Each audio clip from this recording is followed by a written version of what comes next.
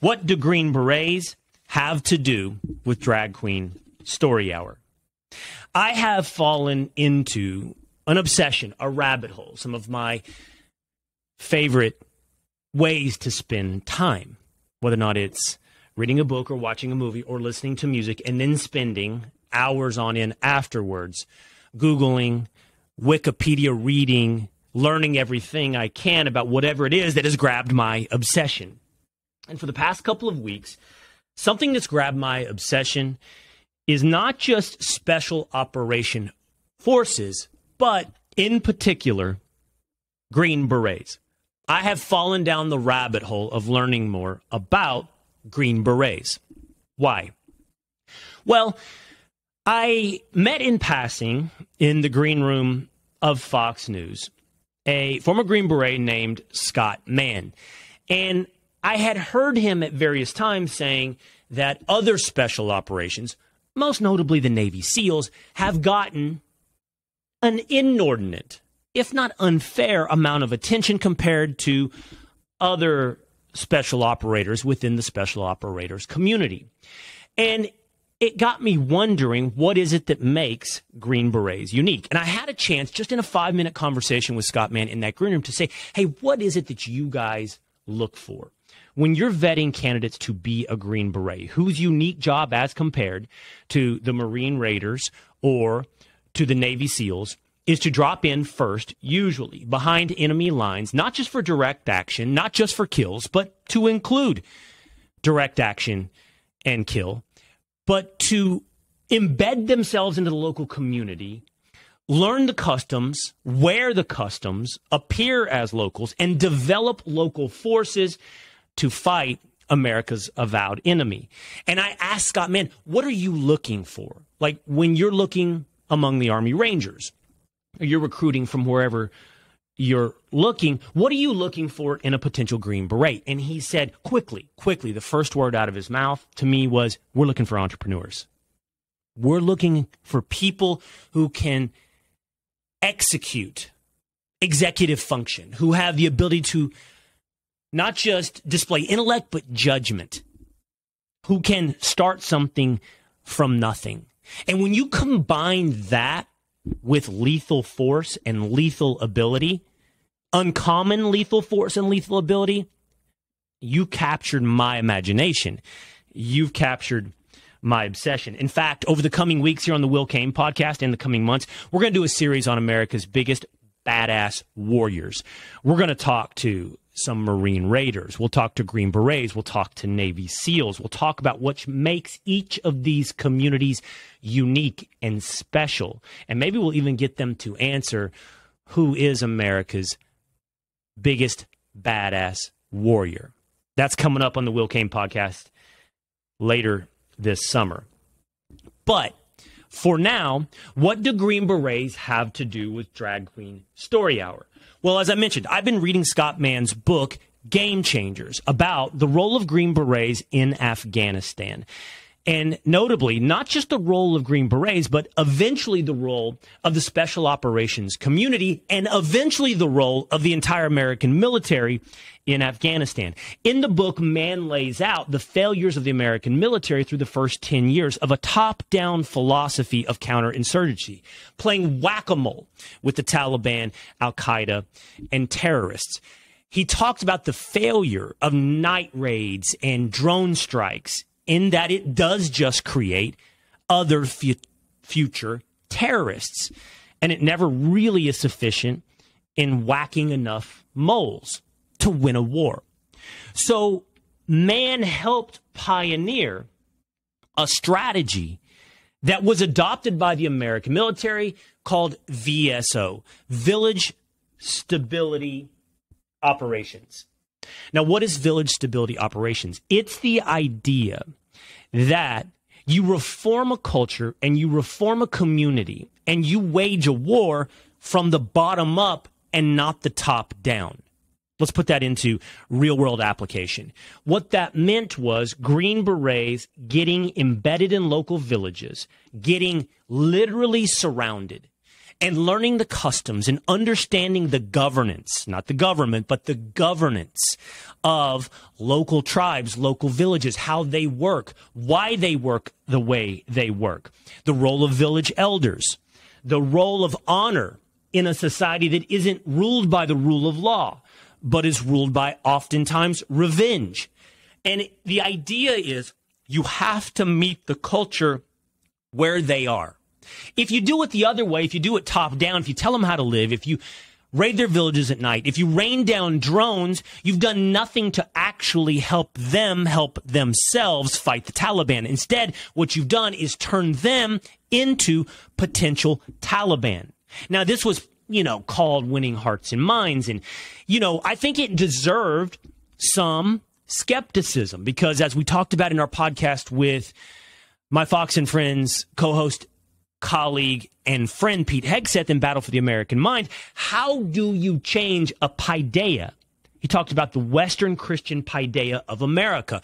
That is the channel in the stream that guides who we are, not just our culture, but who we are. So how do we go half a world away and change the paideia of Afghanistan? Winning hearts and minds, it sounds like we're full of ego and a lack of humility. But what man lays out is meet them where they are. You don't have to change their culture from the root. You have to turn them into active participants in rejecting Islamic extremism. And you only can do that from the ground up by meeting them where they are. It's the idea that as much attention as we give here in the United States of America on a presidential election or, the latest, proclamation from a pop star who's keeping up with the current thing, whether or not that's trans, vax, mask, Ukraine. The truth is culture doesn't change from the top down. It changes from the bottom up. By the way, VSO, Village Stability Operations, was working, according to the Special Operations community, over time to turn Afghanistan against the Taliban. Of course, you know how that story ended with the United States of America ending its efforts abruptly in Afghanistan. Now, that country is, again, controlled by the Taliban. In the book Game Changers, man describes a Green Beret whose job is to get surrounded by the enemy, to become one of the tribe, to be that entrepreneur. He described that perfect Green Beret as a combination between the Verizon guy making connections. Can you hear me now? Connecting various potential allies. Lawrence of Arabia, who infamously lived among Arabic tribes in the earlier part of the 20th century. And Jason Bourne. Tell me that doesn't sound pretty badass. We'll learn more in the future about Green Berets. But what do Green Berets have to do with Drag Queen Story Hour?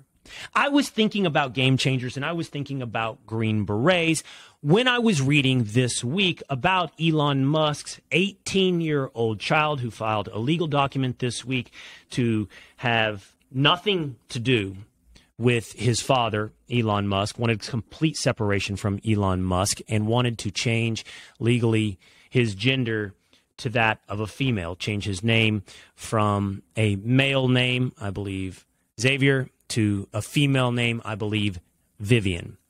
I was thinking about Green Berets when I was thinking about the proliferation, the trend, the social contagion of the growth, not in trans tolerance, but in trans conversion. We're simply looking at something that defies scientific, biological, genetic possibility. What we're witnessing in America is a trend, a social contagion from the bottom up. And then you see America's corporations racing with one another, literally racing. More on that in just one moment. With one another to put up the rainbow flag. And not just the rainbow flag. I don't know if you've noticed, but the rainbow flag's not good enough anymore. Now corporations are signaling their virtue with the newest LGBTQIA plus flag, which has the triangle or the chevron on the left-hand side of the flag, which encompasses not just LGBTQ, it includes BLM and trans, and I don't know what else. There's so many different stripes on that flag, it's impossible to remember what they all represent, but they are all trying their best to keep up with the current thing. Now, why is that something to cause concern? Why do we look at what's happening in our culture from the bottom up and ask ourselves whether or not this is the healthy growth of society? Well, because we've arrived at a place where no longer are corporations signaling, no longer are individuals asked to simply support the idea of equal treatment from those whose lifestyle differs from our own. We're not simply asking people to support equal treatment, which was a place that I believe many, if not most of us, were some decade ago. We've moved far beyond the support of equal treatment. We're now in the place where the current requirement of virtue is to display one's sexuality publicly. It's not simply to ask that the state, for example, recognize the public institution of marriage as one that would also invite in those attracted to the same sex, but it is now the requirement that one embrace a drag show at brunch in downtown Houston for children. Sexuality, gay, straight, trans, bi, queer, was once, and really honestly could be, a matter of privacy, at the same time being a concept of tolerance. Do you see what I'm saying? Tolerance does not require your sexuality to be shoved in someone else's face. Here, does tolerance require an elementary school teacher come out as gay to their students? Does tolerance require, is tolerance advanced by a third grade teacher coming out as trans to their what, 8-year-olds? This is not tolerance. This is not virtue. This is performance. And in performance in service of what? That's the same thing we're looking at when we look at corporations adopt not the rainbow flag, but the rainbow chevron flag. We're not looking at companies telling us where they are when it comes to virtue. We're looking at companies pantomiming the current definition of virtue. It's performance. It's art. It's a plea. It's fake. But more important than even fake virtue, and even more important than whether or not women's sports, for example, will be saved. Bravo, by the way, to FINA, the governance body of world swimming, for saying that if you haven't completed your transition by the age of 12, you will not be competing like Leah Thomas in, for example, the Olympics.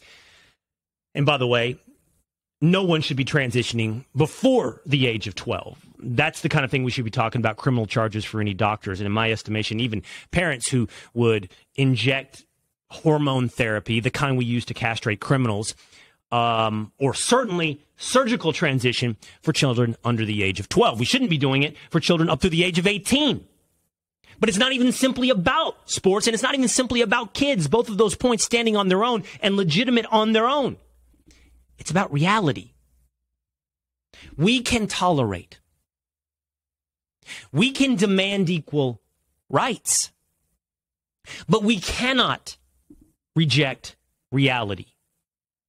I don't care if an adult over the age of 18 chooses to transition. I want that person to be fully availed of the panoply of American rights. But I don't want that person's subjective interpretation of reality to be one that is required of every other member of society and every corporation to signal virtue while bending to that subjective reality. And even more important than that, I don't want the rest of us to have to reject objective reality for the place that we are now, where that person's subjective reality is shoved in our face, is signaled by every corporation, is performatively danced and displayed in front of children, is taught in our schools, and is the modern-day civil rights movement. I thought about that as well this week when I saw NASCAR back to literally racing corporations. When NASCAR tweeted out their rainbow flag with YASCAR, YASCAR, this past week. And I thought about that, all of that. Shallow virtue, fake virtue, the evolution of our culture from the bottom up as it arrives at the top-down level of American corporations and NASCAR. And I thought about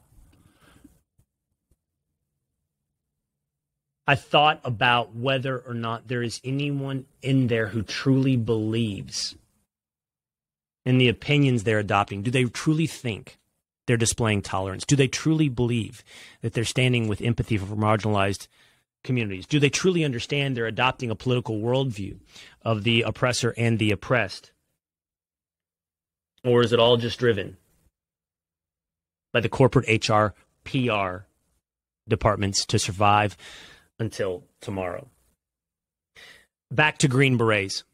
Back to village stability operations. At this point, our society is not a pendulum that swings back and forth. Our society is a train that rolls down the tracks. And from the bottom up, all of this has not just been tolerated, but has become required. And in order to reposition the American culture to one of true tolerance and of virtue, of true virtue, what's going to happen is we're going to need our own, essentially, village stability operations. We're going to need our own bottom-up, grassroots reformation of the American culture. We're going to need our own Green Berets, and that's when it comes back to you and me. We have to be Jason Bourne and Lawrence of Arabia and the Verizon guy. We've got to be connecting people of similar virtue. We have to always be surrounded. We can't secede culturally into our own. And we have to be clear-eyed, like Jason Bourne, about the fight ahead. And here's what has to happen. I believe, and this is the exciting part for me, I believe you simply have to create not a secession of alternate economy, but the answer to the demand for an alternate economy. People don't want this. They still want objective reality. They want true tolerance. They want true virtue. And they need corporations, and they need people willing to stand firm. They need people willing to display that virtue and display that product they can buy, that media they can consume. Trust me, I truly believe there is that market. I get excited in thinking about this from an entrepreneurial perspective and from a moral and virtue-based perspective. They need Green Berets in every community, creating new newspapers, creating new race companies, creating new shared ride services where you don't have to have a Chevron flag at every time that demands your fealty, along with your dollar, to display your virtue. We can be entrepreneurs. We can be Green Berets. We can make money. We can create another economy. We can answer this demand. And we can be tolerant and we can be virtuous. Just have to do it from the bottom up. Village stability operation, grassroots. We just have to be Green Berets. Hey, it's Will Cain. Click here to subscribe to the Fox News channel on YouTube. It's the best way to get our latest interviews and highlights. And click to subscribe to the Cain Podcast for full episodes right now.